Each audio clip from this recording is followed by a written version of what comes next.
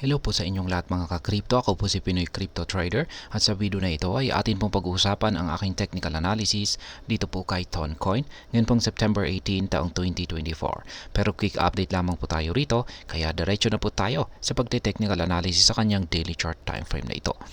At ayan, ang aking nakikita po rito ay patuloy po na magko-consolidate ang market price nitong si Toncoin dito. At yan po ay malapit, yung kanyang consolidation ay malapit lamang po rito sa ating resistance zone dito. Ayan, kung saan ay patuloy po siyang magsa-sideways or maglalaro malapit sa ilalim ng ating resistance zone na ito. At ang aking dahilan ay unang-una ay yung ating Hall-Street indicator dito ay kulay green naman po yung kanyang kulay na nagsasabing bullish po ang kalagayan nitong si Toncoin. Kaso maliit lamang po kasi yung kanyang pangangatawan.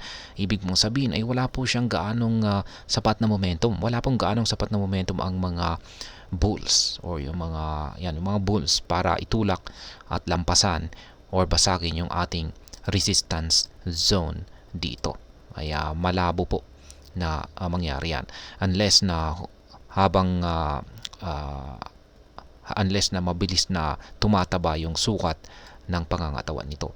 At ganun din yung ating QQE mode indicator dito. Mga kulay blue ang mga nabubuong QQE bars natin dito. Ibig pong sabihin ay siya po ay sang-ayon na bullish ang halagayan ni Toncoin. Kaso ay mapapansin natin dito na nitong mga nakaraang araw, simula po noong September 15 ay lumiit po yung mga sukat nito. Ibig pong sabihin ay nakakaranas po ng rejection itong si Toncoin dito sa ating resistance zone na ito. Kaya yan po na pinatunayan po yun ng kanyang naging price action nitong nakalipas na September 13 at saka September 14 kung saan ay ayan may dalawang nabuo na isang bullish meron po tayong dalawang candlestick dito na nabuo na isang bullish candlestick at saka bearish candlestick. Sinyalis po yan ng isang rejection. Kaya ayan, tumalbog po, nauntog po siya at bumalik dito sa lower portion ng ating resistance zone. At ayan, kaya dahil sa ganyang kalagayan ay yan po yung aking naging basihan kung bakit ko nasabi na patuloy po na makakaranas ng consolidation dito sa ilalim ng ating resistance zone ang market price ni Toncoin.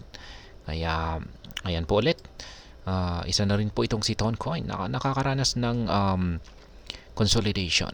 Pero yung kanyang pagkakaiba ay maski papaano ay mas nakakalamang pa rin po yung bullish momentum or bullish na kalagayan nitong si Toncoin. Kaya may mas mataas na posibilidad na baka magawa niyang lampasan yung ating resistance zone dito. Pero maski nalampasan po niya ito ay hindi pa ito yung oras para tayo ay magsaya kasi meron na naman pong nakaharang dito na mga resistance lines or resistance levels. Yan, isa na po rito yung upper portion ng ating pattern dito at saka isa pong minor resistance line dito sa 6.207. Yan, pagdating po sa ating pag-spot trading ay wala pong na-trigger na kahit anumang nakaabang na pending order natin dito. Kaya pagpatuloy po natin ang pag-aabang sa mga pending orders natin dyan. At ayan, sa ngayon ay para po sa mga bago lamang dito ay check na lamang po ninyo ang description ng video na ito para malaman kung anong platform at mga indicators ang ginagamit ko dito.